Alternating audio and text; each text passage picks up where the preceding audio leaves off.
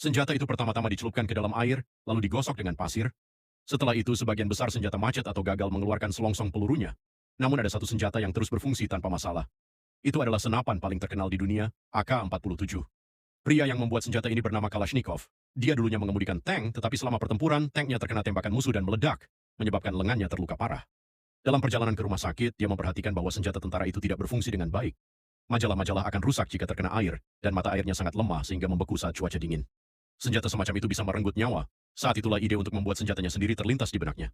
Setelah pulih, dia pergi ke bengkel mesin lamanya dan mengatakan bahwa dia ingin membuat senjata baru. Dia memiliki pengetahuan yang baik tentang mesin, jadi mereka memberinya kamar kecil. Hanya dalam 3 hari, dia mendesain AK-47 pertama. Tangannya masih belum sembuh sepenuhnya, jadi dia meminta bantuan dari beberapa pekerja. Bersama-sama, mereka bekerja keras dan membangun AK-47 pertama. Sekarang saatnya untuk mengujinya. Seorang pekerja mengambil pistol dan menembak ke arah sebuah drum. Peluru itu menembus tanpa tembus. Kemudian dia menembak berulang kali dan setiap tembakan mengenai sasaran dengan sempurna. Kekuatan senjata itu telah terbukti.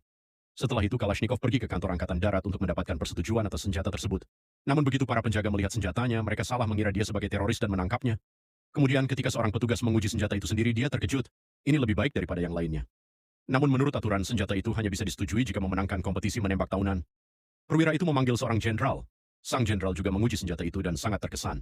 Sang jenderal menyuruh Kalashnikov untuk berpartisipasi dalam kompetisi tersebut atas nama Angkatan Darat. Dia pergi ke Institut Persenjataan di Moskow dan mendapat kamar terpisah di sana. Namun pada uji coba pertama, senjatanya gagal dan ditolak. Dia merasa sangat kecewa dan mulai berjalan pulang. Namun di tengah jalan, seorang petugas menghentikannya. Perwira itu memberinya kesempatan lain untuk membuat senapan mesin. Kalashnikov menanggapi kesempatan itu dengan serius dan bekerja keras. Tak lama kemudian, ia membuat senjata baru. Pengujiannya juga berhasil, tetapi tetap tidak terpilih. Dia sangat patah hati.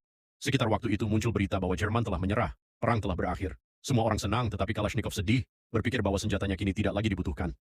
Dia menemui pejabat itu di Institut Persenjataan dan mengatakan bahwa dia ingin pulang.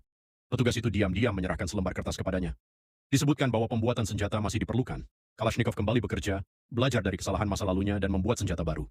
2 tahun kemudian, AK-47 baru pun siap. Uji coba pertamanya dilakukan pada sebuah drum dan setiap peluru mengenai sasaran. Dia sangat bahagia. Namun saat itu juga para penjaga tiba. Karena dia tidak memiliki izin untuk mengujinya, mereka menangkapnya. Namun Kalashnikov tersenyum. Dia yakin akan keberhasilannya.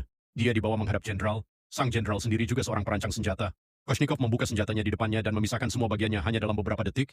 Sang jenderal takjub. Dia belum pernah melihat senjata sesederhana dan sekuat itu sebelumnya. Dia mengizinkan Kalashnikov untuk berpartisipasi dalam kompetisi tersebut.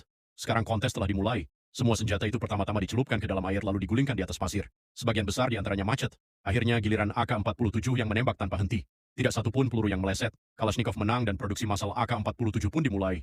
Pada tahun 1949, ketika ia bergabung dalam parade dan melihat bahwa setiap prajurit membawa senjata yang telah ia buat, ia merasa sangat bangga. Meskipun